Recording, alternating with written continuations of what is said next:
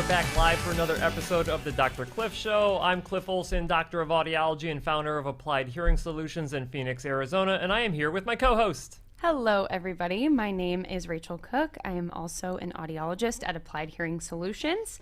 Today, we're going to be talking about the entire lineup of ReSound's products. We're going to be starting off with some of their history and where they kind of came from as a company, and then talking about their entire portfolio of custom products, behind-the-ear products, RICs, the whole lineup.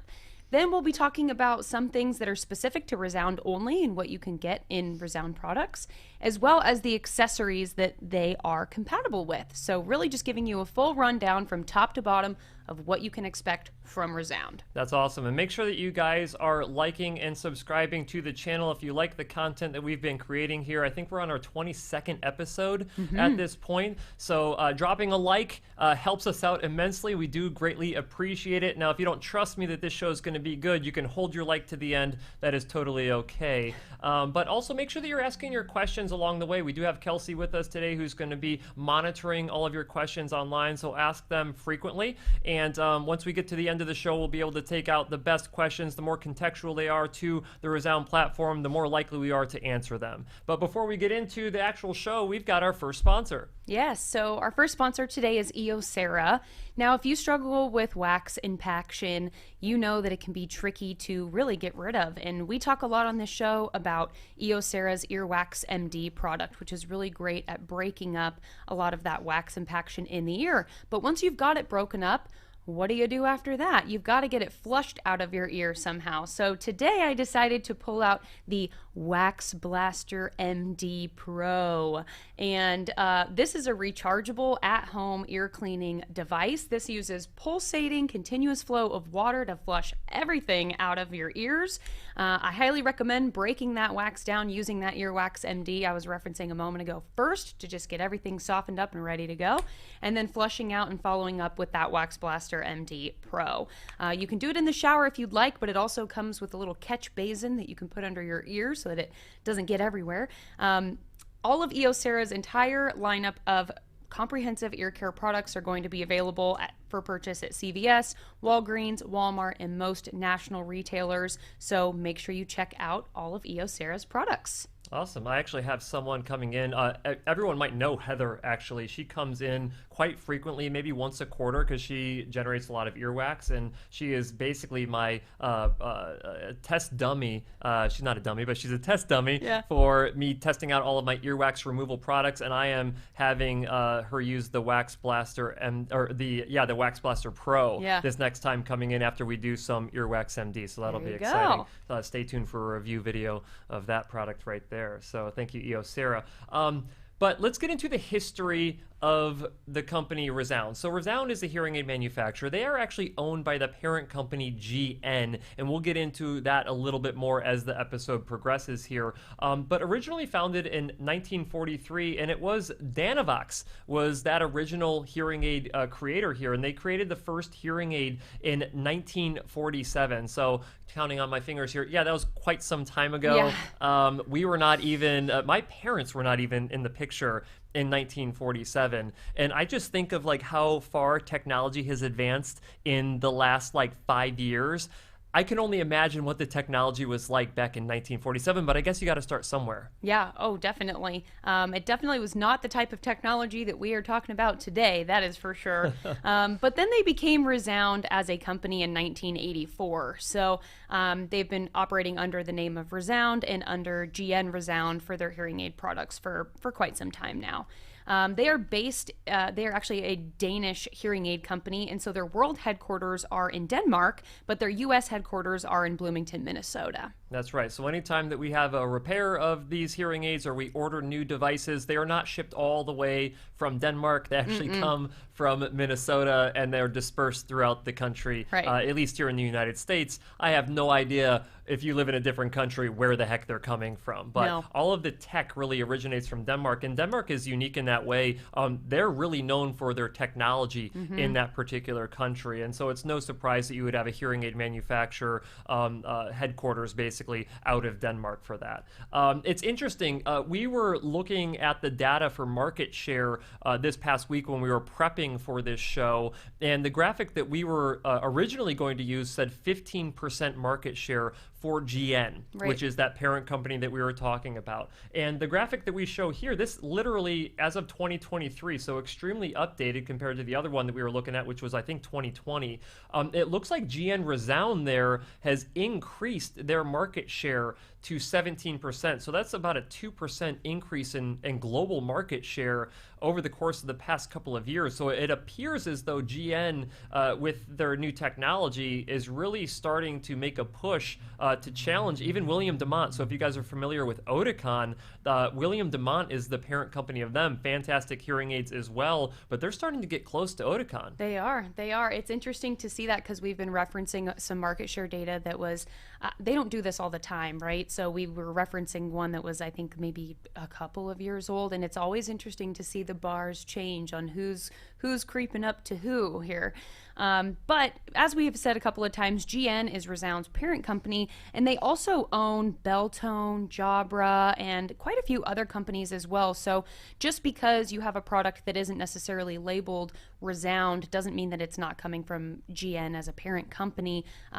This is kind of having your main label brands and your off-label brands and your generic brands. I mean, companies do things like this all the time. Yeah, and they share a lot of the same technology. I will put this out there, though. When you look at a company like Beltone, you're going to get the same type of technology as you would if you went to purchase a ReSound hearing aid from a private retailer or at a hospital or ENT group or what have you. Just keep in mind that when they're relabeled or rebranded Beltone, Beltone chooses to lock those devices, meaning you can't go and purchase a Beltone hearing aid and take them into another clinic that works with ReSound, even though they're familiar with all of the technology and the programming and all of that. You cannot take it into a ReSound dealer, basically, and have them work on those devices. So I always, stress to people like, okay, if you want to go and purchase a locked hearing aid from Beltone or wherever, that's totally fine. Just make sure that you understand what you're getting yourself into, that if the provider that you love at that Beltone ends up leaving and going somewhere else, then you have to deal with whatever other Beltone provider comes in there and works with you. You can't follow them if they go to a non-Beltone store at that point. And similar stuff, with Jabra. So Jabra, there's a lot of different, there's OTC hearing aids now with Jabra. There is prescription hearing aids that you can actually order online. I think they're calling them over the counter. I'm not quite sure how all that's working right now. But you can actually buy Jabra devices online. Jabra is actually sold in Costco as well. So you see, you can get the same technology or similar technology as you would get with ReSound products, but they're just labeled differently at that point. Well, and that's good differentiation that you make because this isn't only proprietary to ReSound. There are a lot of other companies that have locked products that are under other labels. So it's just really important to know exactly who you're working with. Are you going to be able to take your product elsewhere, or are you going to have to stay with that provider? And I will give a little plug to my buddy Abram Bailey at Hearing Tracker. Hearing Tracker has a very interesting industry map that you can download from hearingtracker.com that shows you all the different brands that are owned by certain companies. And you can see all of the different hearing aid brands that are owned by a company like GN or like William Demant or Sonova or whoever the case may be. You have a lot of the bigger brands that are out there, but they own a lot of the smaller ones that you might not be aware of. Yeah. I think when I looked at that and referenced that for this episode, and I think there was 17 different random brands underneath it. And so I just picked a couple of them to reference, but you're right, there's tons of them. Now, ReSound has a lot of firsts or things that they claim to have either patented or put on the market before anybody else. And one of the first ones that we're going to be talking about is something called wide dynamic range compression. So in the past, all the way back when hearing aids were first starting to be probably manufactured. 1947, right? Even before then, actually. There were a few before that. But they were mostly doing analog signal processing. And when I say that, most of the time what I mean by that is that when that sound was hitting the microphone on the device, it doesn't matter if it was a soft sound, an average level sound or a louder level sound, the hearing aid would kind of apply a similar amplification response across the board. And so a lot of these inputs that were coming into the hearing aids, the same amount of amplification was being applied to all of them.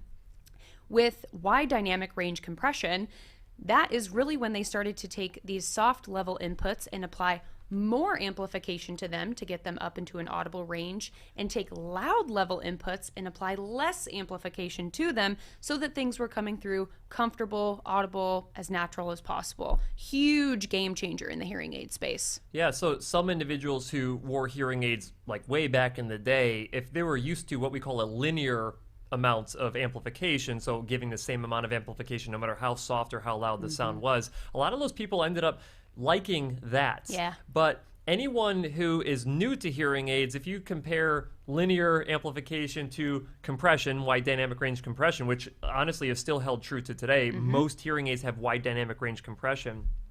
Everybody prefers wide dynamic range compression because otherwise soft sounds are not loud enough for you to hear, or loud sounds are way too loud and they hurt your ears. So being able to compress that signal to a point where everything is in your audible range but still comfortable is an important invention, essentially, that has lasted quite some time. We also have, in 2003, the ReSound Air was the first open fit RIC and receiver and canal hearing aid. We do have a graphic for that we can pop up on the screen here as well. Now, the ReSound Air, actually, I don't think it was a RIC. I think it was a slim tube, but it was an open fit. And this was really revolutionary at the time, back in the early 2000s, because occlusion effect was a huge issue for a lot of people. But if you were to open up the ear tip and allow sound to kind of leak out of your ear so you don't experience the occlusion effect, then the hearing aids would whistle and cause feedback. And so you had to have enough of a ability to eliminate feedback and still keep the ear canal open, so it kind of gives you the best of both worlds. Yeah, and a lot of people now are fit with this more open fitting strategy. Again, another thing that was really a huge game changer in the hearing aid space was wide dynamic range compression combined with then an open fit hearing aid.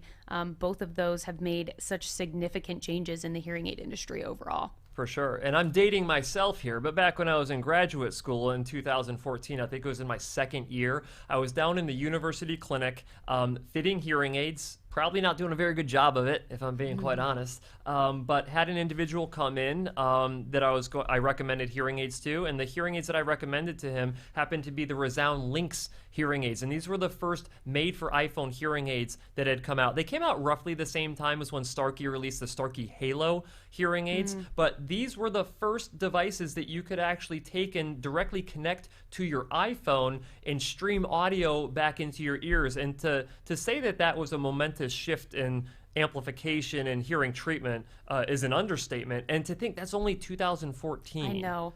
Sometimes I think about that, and those are some of the first hearing aids that I actually got my hands on. And to think that how far it's come to this point where, you know, streamers and things that used to be needed to connect your phone or your laptop to your hearing aids, I mean, at this point, so long as you're open and honest with your provider about what your needs are during your consultation process, you can get a hearing aid that hooks up to basically anything at any point. So to go to something like that was able to just stream directly into the ears, another huge game changer in the hearing aid industry. And I think it's a big reason why a lot of people started treating their hearing loss, because they realized that they weren't just limited to just amplification of normal sounds around them. When you can start interacting with all of your multimedia devices, your TV, your phone, your laptop, your tablet, your desktop, it becomes a game changer.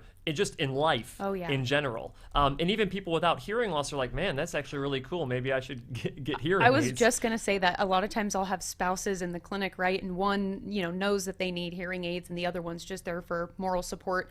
And then they start hearing all the things that hearing aids can do now. And they're like, wait a minute, I kind of want some now. You know, and it's really kind of spurred on this different approach to custom hearing aids as well, which we're going to start talking about here in a second. So custom hearing aids used to be these big ugly things that you would stick inside of your ears, whether you care what they look like or not. They just didn't have a fashion-forward appearance to them. Now a lot of hearing aid manufacturers are starting to make these devices look more attractive as more of like a stylish like earbud, because so many people are walking around with earbuds anyway, so why not make a hearing aid that looks like an earbud but actually performs like a hearing aid? And that's, now we have the ReSound Customs. And we actually have a graphic of these custom devices. Now, these are some of the older generation ones that are battery powered, where you have, disposable battery powered devices. And you even have the mic and helix options on the far right hand side, where they separate the microphone from the body of the hearing aid, which can help certain individuals in certain situations. But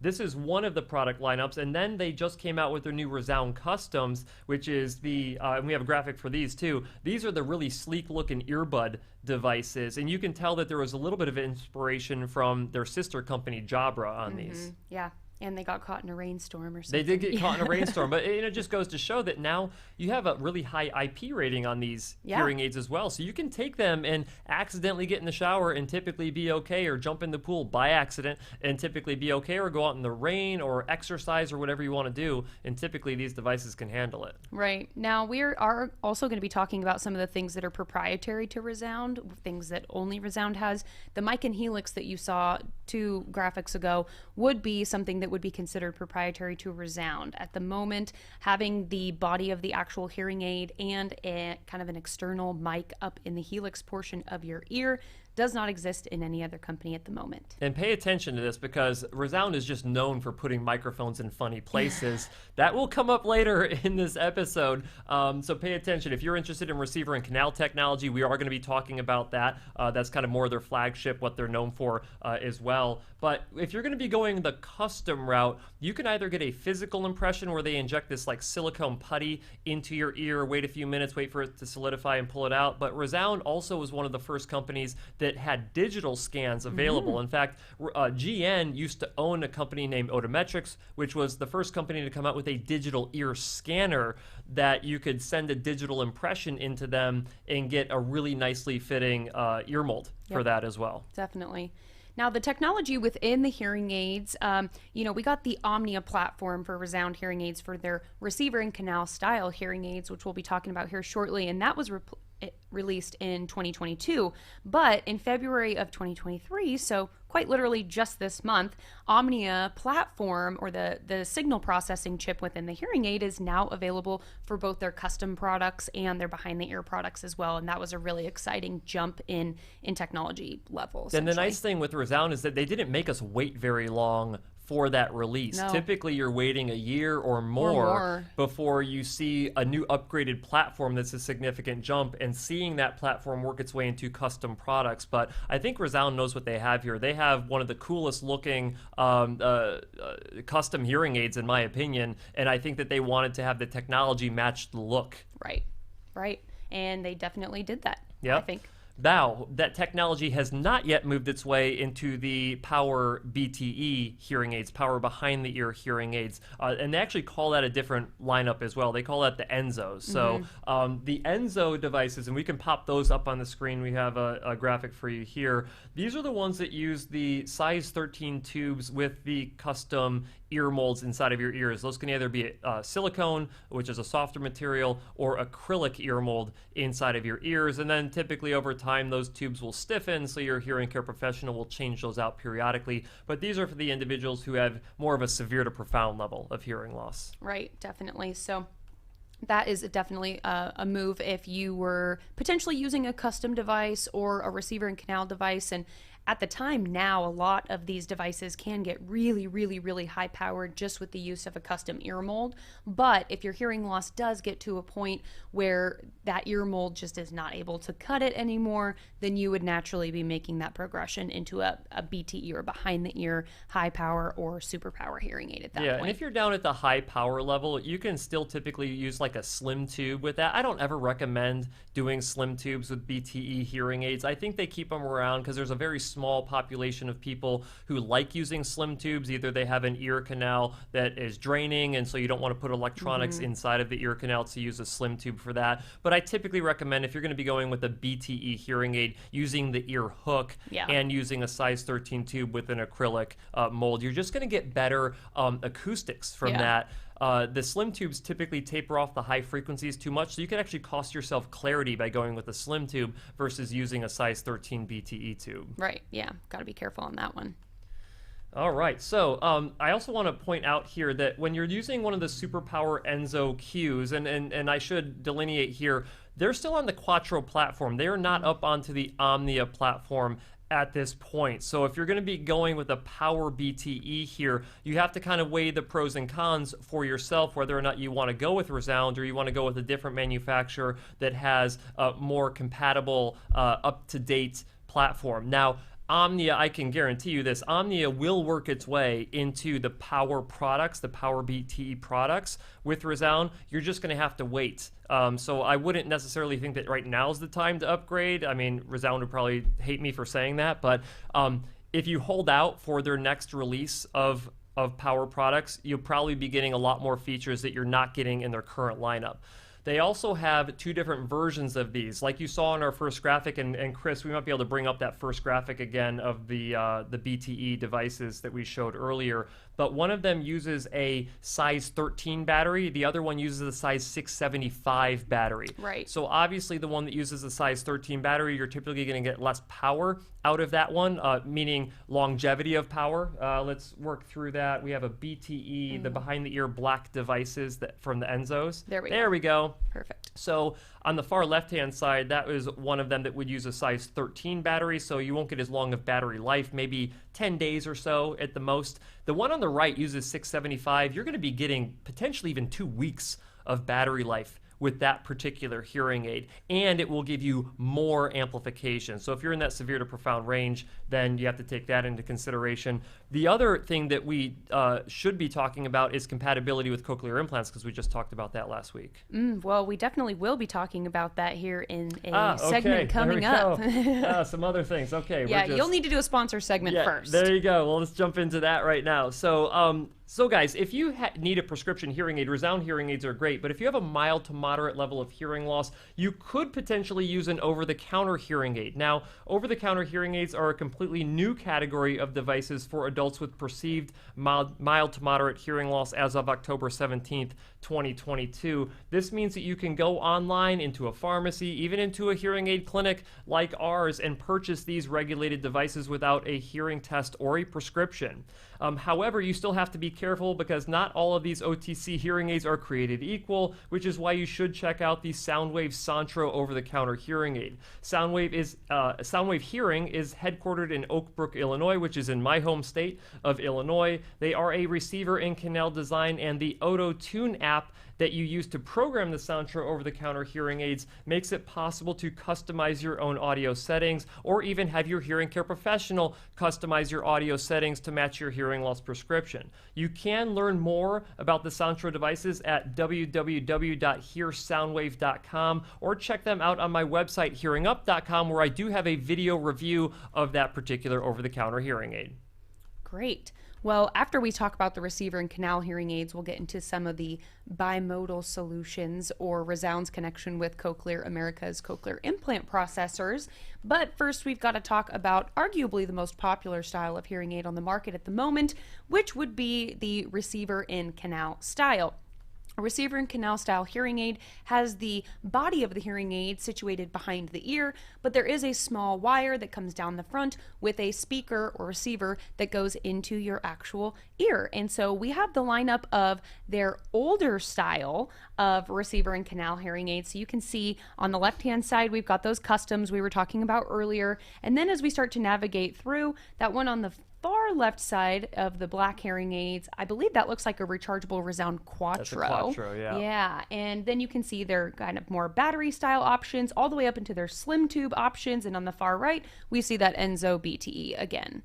Yep, and so I just want you guys to take a mental snapshot about what those looked like And let's bring out the new lineup that was just announced last week. And this is the full OMNIA lineup. So you can see that they have their new ReSound Customs on the far left-hand side that we just got done mentioning are now on the OMNIA platform. And then as you work your way over to the right, that first receiver and canal hearing aid that you see there is their new M&RIE, which is their smallest receiver and canal device, and it's still rechargeable, which is crazy. That is definitely on par with the other smallest rechargeable hearing aids on the market. And then you can see as you continue to work your way through to the right, one thing I like is that they give you the option of rechargeable versus disposable battery. You still have those as an option for the receiver and canal technology. And then you can see as you work your way over to the right, you do have a slim tube option BTE as well as an ear hook option BTE. Keep in mind, these are not working their way into the ENZO high power and super power BTEs as of this point. But man,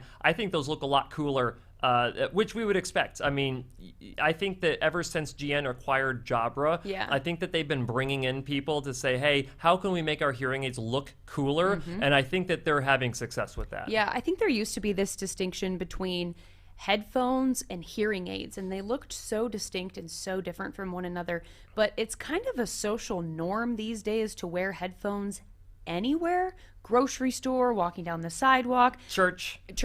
I mean, half the time I hear people saying, oh, hey, how you doing? I'll turn over, I'll say, I'm good. How are you? They're not talking to me. They have headphones in their ears, and I didn't realize it. So it's kind of nice to see some of the stylistic points of the more headphone-based technology start moving into the hearing aid space, because now you really won't know if someone's wearing headphones or hearing aids. It'll just be a toss-up. And even if you don't care about the way a hearing aid looks, it's nice to see that they have fresh new perspectives on what they're doing with hearing aids, because that is going to work its way into the technology as well, having people coming in with this forward thinking, and maybe style isn't important to you, but everyone wants to hear better. So if that comes along with it, I say it's all a plus. Yeah. Now, we definitely need to talk about another thing that is proprietary to ReSound only at the moment, and that would actually be something called their M&RIE receiver. M&RIE stands for microphone and receiver in ear. And what's really interesting is when you're wearing a receiver and canal style, at least traditionally in the past, there are multiple microphones on the back of your ear on the body of that device. But what ReSound tried to do and is doing is added a live microphone at the opening of your ear canal where the bend of that receiver wire is going into your ear. And they did that for a couple of reasons.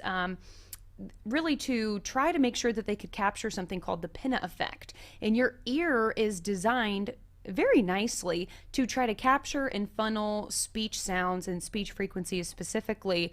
And so to be able to utilize the structure of your outer ear to funnel those sounds, and not only for speech sounds, but also localizing and determining where sound is coming from, both of those things are really important to just having a good experience with hearing aids overall. So very interesting technology from them. And we do have a graphic of the M&RIE receiver, and you might notice that it's M&RIE, but we call it, in the professional world, we call it the M&RIE receiver, and that is it deconstructed right there. So when we talk about receiver, we're talking speaker, so that's what's actually creating sound to push it into your ear.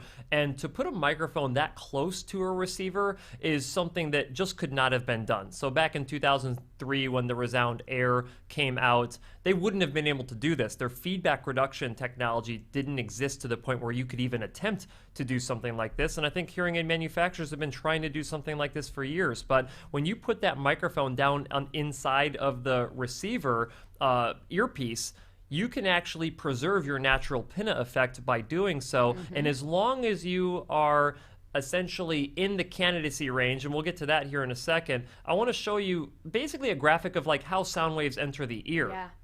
So what are we looking at here? Okay, so I took this, or I got this picture rather, because I really just wanted to show, when we're talking about microphone placement, you can see that ear there, and generally the hearing aid microphones are going to be positioned behind the ear where the bulk of that hearing aid is. But you can see as those sound waves are traveling in, we're trying to take advantage of that pinna effect and see where sound is actually hitting the opening of the ear canal in real time, and that is the effect that we're taking advantage of with a M&RIE receiver. Yeah, and when you think of pinna, just think of like the part of your ear that you could potentially get pierced. I mean, all along the ear right there, that right there is your pinna. Exactly. And then you do have to be a candidate for this, though. You can't have a severe to profound level of hearing loss and use this because the amplification levels would need to be too high, they would leak out, they would cause feedback. So as long as you're within the candidacy range that we'll put up on the screen here, you could potentially use the M&RIE receiver with success. Now, I do recommend potentially trying to push the envelope on this a little bit. There are some individuals that I've even fit with M&RIE receivers that have been on the high level of amplification side of the spectrum, and they still perceived better benefit with the M&RIE receiver compared to the microphones that are actually behind the ear still. Yeah, I'm really interested to see if at some point they can turn that technology into like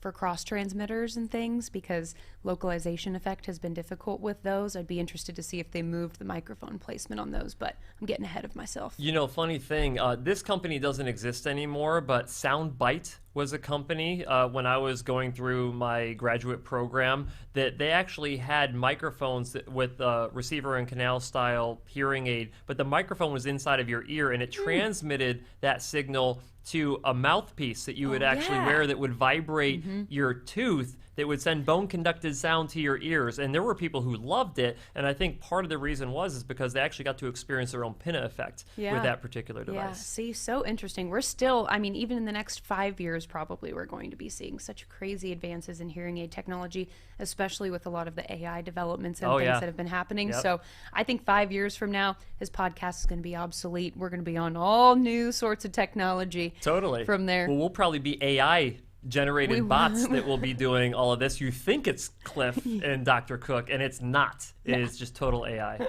Yeah. Well, a lot of their hearing aids are available in rechargeable formats, so we spoke about that earlier with their custom products, and they also have their receiver and canal style products also available in a rechargeable format. We do have a graphic for that on what their charger looks like. Their charger also does have a lithium-ion battery internally within that charger, and so you are able to take that charger with you, and there are several charges held within the power bank of the charger itself, so it does double as a travel charger in that way. Very cool, very cool. Yeah. Can we start talking about different technology levels and stuff here? Because everyone likes to talk about that. Yes. One thing I will say is that understanding which level of tech that you're getting and the particular device that you're getting, the nomenclature that ReSound uses is extremely confusing. So when you get your purchase agreement for whatever devices you're ordering, it's kind of like, well, what the heck is this? It's like, well, that's the nomenclature for your particular hearing aid. Now, a little tricky to understand, but we'll start it like this. You have tech level 9, 7, 5, 4, 3, and 2. All right, so the higher the number, the better the technology is, the more features and customizations that those devices have for your hearing care professional to optimize the performance of those particular hearing aids. But then you have like for example, the RU960, you have the RU760, the RU560. Those are all of the OMNIA mini-REs, so all the new OMNIA small receiver and canal devices. That's actually what they're called. And so if your audiologist is like, well, we're going to order you the RU960s, you're going to be like, what the heck are you talking about? That's just the highest tech level of the mini receiver in the ear device. It always makes me think of like R2D2 and what is it, C3PO? C3PO. Yeah. I always think of that when I'm reading the ReSound names on things, because I'm like, so many letters, so many numbers. Yeah, and I'm always having to break out spec sheets and be like, okay, am I really talking about the device that I want to order? And so it can be tricky. Now, they do have budget models, so you probably heard me talking about not only a 9, 7, and 5, but I started going lower than that. So when you start thinking about the flagship platform like the OMNIA, those are some of the ones that have the best tech, but you're also paying for that. And if you can't afford the highest level of tech, I tell everybody, you go down to a tech level you can afford, and that might bring you into their budget level devices, which are the ReSound keys. So when you can't afford an OMNIA, you can go down to the ReSound key. You can still get good technology. It's still wireless. You can still do Bluetoothing and all that fun stuff. But that would be called the KE461, the KE361, or the KE261. So if you're not confused yet, just go in and talk to your audiologist about the nomenclature of all of the ReSound products, and that would confuse the heck out of you. Definitely. Now you talk about, and we've talked about already, that they are made for iPhone devices, which means that they are going to be working very well with all iPhone products and iPads. But they also do Bluetooth wireless streaming for Androids that have the ASHA protocol in them. So that is not all Androids on the market. They do continue to expand the connectivity with a lot of those devices. A lot of the Samsungs are there. A lot of the Google Pixels are there. But some of the like LG or Motorola models might not be all the way there just yet for direct streaming. But you can get around that with an accessory, and we'll talk about that here shortly. Yeah, what I would recommend is you actually go to ReSound's website. You can basically look up and see which phone models are compatible for direct streaming, whether it's an Android phone or an Apple phone. But there's a lot of them out there. And if you happen to be one of those types of people who uses an off-the-wall brand of phone, and you want to get the most out of your hearing aids, you might need to get out of that off-the-wall brand and go to one of the more common phone brands. And still, you can still buy phones that are a couple years old. I buy phones on eBay, you know, to save a couple $100. You could do that and still have that phone be compatible with your ReSound devices. Right, definitely. Now they also have an app for their hearing aids to use as a remote control, not only for amplification from the devices, but also their tinnitus sound support. Their app has a lot of features and functionalities for making changes to that as well. And that app at the moment is the ReSound Smart 3D app. Yeah, and so you guys might be wondering, well, why do they call it the Smart 3D? Well, when did the 3D hearing aids, so ReSound had the ReSound 3D product lineup. I want to say those came out back in maybe 2017 or so. Yeah, is right Lynx around. And then Lynx 3D. Yeah, and then we had, the Lynx squared, and then we had Lynx 3D. Yeah. And I remember being in my first year of owning my practice, and I actually went to a training, and that was when the 3Ds were coming out. And they had a new app with that, the ReSound 3D smartphone app. Yeah. And so that was, I mean, how many years ago was that now? Almost 6 years ago that came out. But I used to get upset that, like, why are they not updating this app? But to be honest with you, that is the highest rated app. They probably know that their app is good compared to a lot of the other apps that are out there. They're like, well, we're not going to switch it up. It's just going to mess things up. Yeah, when the app is good, I say leave it alone. That's right. That's right. Sure. Like, you can literally look it up on the App Store and see that its rating is like 2 full stars higher than the next highest rated hearing aid app on the market. Yeah, no, it's definitely the highest rated one. Okay, now we're going to talk about compatibility with cochlear implants. There we go. So if you watched any of our episodes about cochlear implants, which if you didn't, definitely make sure after this episode today that you go back and watch all of those. We've reviewed everything from the surgery to candidacy to every single manufacturer, what they're capable of, what they can and can't do. But ReSound does partner in a way with Cochlear Americas, allowing anyone who uses a cochlear implant processor from Cochlear Americas to use a compatible ReSound hearing aid from the Quattro line and newer with their device. And what's really nice about that is for streaming and connectivity, you can take a phone call and it can actually wirelessly be streamed into your hearing aid on one side and your cochlear implant processor on the other side. So you're getting that binaural streaming, which is really, really nice. And that would be considered a bimodal solution for someone with a cochlear implant, where they wear a cochlear implant on one side and a cochlear implant processor on one side and a hearing aid on the other side. And we actually saw that their satisfaction rates from Cochlear Americas in an individual that was wearing 2 hearing aids but was most definitely a cochlear implant candidate, their satisfaction rate with their 2 hearing aids was around 9%. And then when they got implanted just on one side, that went up to over 90% satisfaction with their devices. So having this solution between, or this connection, or whatever you want to call it, between ReSound and Cochlear Americas is obviously extremely helpful for someone with profound hearing loss. Yeah, individuals who do this bimodal setup with one cochlear implant and one hearing aid, those tend to be the highest performers that are out there.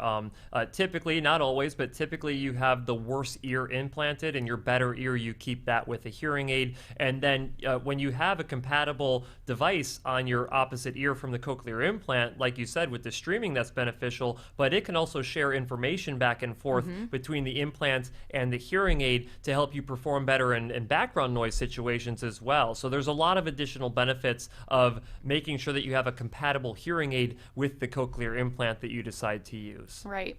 Now, because we didn't talk about it much anywhere else, I did want to add in that ReSound has a lot of tinnitus masker options within their devices. So some companies have a few different types of sound generator options to pick from. ReSound has a very wide variety of them. And in addition, they also have their ReSound Relief app, and that is a tinnitus app that you can go in and build your own type of tinnitus sound generator. And you can layer multiple sounds on top of one another.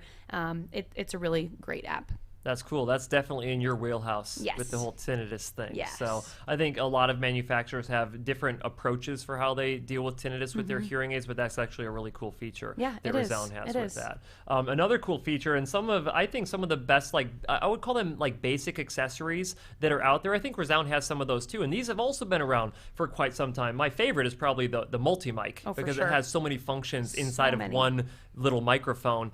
We actually have a graphic for all of these that we can put up here too. So you have the micro mic on the far left-hand side there. You've got the multi-mic right next to it, just a little bit bigger. Of course, you have the TV streamer that you can stream audio directly into both of your ReSound hearing aids, or one ReSound hearing aid and one America's Cochlear Implants. Yep. You have remote control options there, 2 remote control options, and then a phone clip that will actually act to pick up your voice as well. So you can clip that on your shirt and do two-way audio.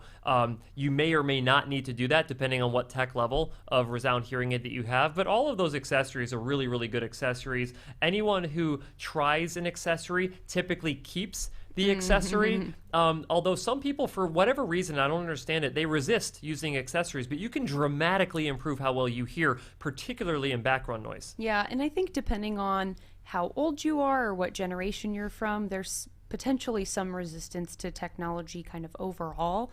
But a lot of times, if I know that a problem can be solved with the use of an accessory, and if I could just get them to try it, you're exactly right.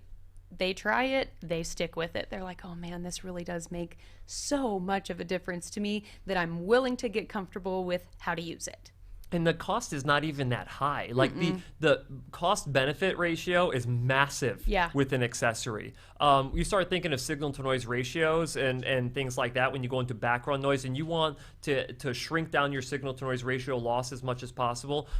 What you would spend $6,000 to get in a hearing aid, you can exceed that performance with a $400 accessory, which is mind-blowing when you think of like what people are willing to do for the next latest and greatest hearing aid, but they're not willing to spend a tiny fraction of the money to get even better performance than what the latest and greatest hearing aid would get you. So if you guys are not using accessories yet, you need to go out and use accessories. If you already have ReSound hearing aids, you should definitely be using at least one of their accessories to help you out in a variety of different situations. And that would be my biggest piece of advice for pretty much anybody who has hearing loss. Yeah, we also have an entire podcast episode on accessories overall and assistive listening devices. So if you haven't watched that one, definitely go back and watch that one as well so that you can learn what type of products are offered across the board and across manufacturers. And to be honest, we could probably do a video on every single individual topic that we talked about inside of this, because there's a full product lineup that you get with ReSound. Now, we just got done talking about ReSound hearing aids there, but we didn't spend much time talking about their OMNIA lineup. So the OMNIA is the latest platform released by ReSound, and it is specifically designed to help you understand speech better in a background noise situation. Their new front focus feature, it provides up to a 4.5 decibel signal to noise ratio improvement compared to their previous generation technology, and 4.5 decibels is a massive improvement when you consider that every 1 decibel of signal to noise ratio improvement is roughly equivalent to 5 to 10% improvement in speech understanding. So that is a huge jump that ReSound has done with their new OMNIA lineup, and which is why it's such a good thing that they actually spread it out through all of their different products as well. The big announcement that they had this last week was that they did bring it out to all of their different products, which is a really cool thing that they have done. Usually you have to wait a while for that to happen. So now you get to experience this groundbreaking technology from ReSound in whatever style of hearing aid that you prefer. If you want more information about the OMNIA lineup of hearing aids, make sure that you go to ReSound.com, or you can go to HearingUp.com and check out all of my review videos that I have done on that particular platform. All right, well, we've got questions now. So we got Kelsey back on the show. Kelsey, good to see you. I'm glad that the computer is working smoothly. Yes. It looks like perfect. Yes, it is working. We found a charger. It's good. Excellent.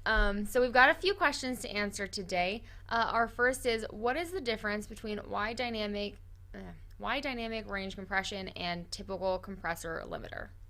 I don't know the answer to that question. That was probably an engineer. I thought they were going to ask for the ADRO. So there's two different types of compression that you typically find in hearing aids. You have WDRC and you have ADRO. And I won't get into, because that question wasn't specifically related to that. And ADRO is only used in a very few brands. I want to say, I can't even think of the brand that uses it. But I don't know the answer specifically to that question. Yeah, I think I'd struggle to answer that one too. I'm just not familiar with the term compressor limiter. But I'm going to make it my mission to figure that out. Yeah. Because this is not going to be the last time we get that question either, so it's good to know. So we have that in the back of our pockets. Next question is, do the ReSound custom hearing aids or earpieces always fit right since they're created off of your ear? Generally, yes.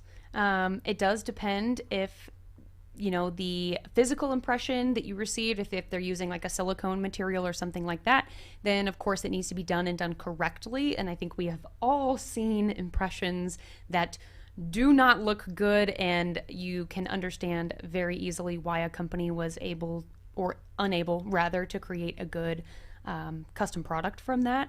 From the ear scans, I think we've seen relatively good results in the clinic from ear scans for those as well, but they all generally have a 90-day remake window if they don't fit perfectly to your ear. But once it's done right, so it may require a remake in between there, but once it's done right, it is a custom fit product, which means it's made for you and only you. No one else can wear it, and it should fit like a glove. Yeah, and I mean, when I think of physical impression material, you have different viscosities of the impression material. If you have an ear mold impression material that goes in and it stretches out the tissue, and then you get an ear mold back and it's like, this is uncomfortable, well, you needed to use a different viscosity of impression material. That's why I like the digital scans so much, is because you don't touch the ear at all when you go in. You're just mapping out the size and shape of the ear canal. Then we digitally send that off, get a product back, fit it. The number one criteria that we have in our clinic is that a hearing aid has to be comfortable. If it's not comfortable, you're not going to wear it. Yep. So you do it as many times as you have to. You have to get it remade as many times as you have to make sure it's comfortable. And after about the 5th or 6th time, if you can't get it to be comfortable, then custom ear molds are not right for you. Definitely. I think we've seen a couple people recently where we've had to send them off for remakes. We get them back. They do generally come back right the second time. We're able to give really good notes based on what you report to us. So again, anytime you're getting fit with a custom product, or really any product, your feedback is so important so that we can make good decisions what's right for you with you. That way we get everything fitting exactly the right way and sounding exactly the right way. Definitely. Okay, our next question here is, how does the ReSound OMNIA compare to the Oticon for speech and background noise? So it's funny, anytime that research is done comparing two different products, they never label what the product is. It's product 1, 2, 3, 4, 5, 6, 7 if they're doing testing in a comparison format. I think I don't know why they do that, right? I don't live in the research world. I would say that a lot of devices, it's the way that you perceive sound is what matters. Yeah. So you might go into a background noise situation with one of those hearing aids and be like, this is awesome, I love this. And then you go with the top flagship model of another hearing aid, and you're like, this is horrible, I hate this. But they might, in a test booth, get you the exact same amount of signal to noise ratio improvement, but it just comes down to what you perceive. Yeah, oh, definitely. I often say in appointments with individuals that, I'd say 50% or maybe even a little bit more than 50% of the fitting process is based off of verification measures, validation measures, research that we have about these topics. And then 50% of it is really down to perception and preference. And I say it all the time. Some people love to listen to heavy rock and metal, and that's just what they love, right? Just cranked up all of the way. And some people will only listen to soft, classical, jazz, and nothing else. That's a preference difference right there. And you may find, exactly like you said, that you prefer the sound quality of one manufacturer over another. Even if you perform exactly the same with both sets, you might just prefer the sound of one over the other. So if you're not satisfied with your performance with one hearing aid, then I definitely think it's worth bringing up to your provider so that that can be addressed. Yeah, and most providers, if you're like really on the fence and you just can't decide, like, oh my gosh, like I really like having that 4.5 decibel improvement in signal to noise ratio with the new ReSound OMNIA, but I really like this other brand of hearing aid and what they can do from a streaming perspective. I don't know, like test out both and see which one you land on that's best. Yeah. I've also yet to see a hearing aid manufacturer put out a white paper or research paper where their product was not the top product in their research study that they did. So you just have to kind of take it with a grain of salt there a little bit. Yeah. That's why I like looking at like actual data of improvement over previous generation compared to what they're going to tell you. Like, hey, this was our ReSound 1. We thought it was a great hearing aid. We've surpassed it with this new product lineup, right? Yep.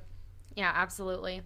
We've got one more question, which was answered at the beginning of our show, but it's now twofold because I'm combining two people's questions together. So the first half of the question is, what is the best phone app for a hearing aid? And the second is, which one do you both like the best? The best phone app? Yes. You go first. I think I showed my hand with that one already. I don't really know if I would call any of them the best phone app. If I want to come from like a tinnitus perspective, then I would say probably ReSounds. But I think all of the, it's obviously going to depend on which hearing aid that you have, so it's got to be compatible with it. And they all do similar things overall. Some just have more controls and some have less controls. But ReSound's app definitely has a very, very wide variety of controls available. Yeah, I would say that generally I like the stability of ReSound's app, if I'm being honest on that standpoint. Which one is my favorite depends on what the patient wants to do, right?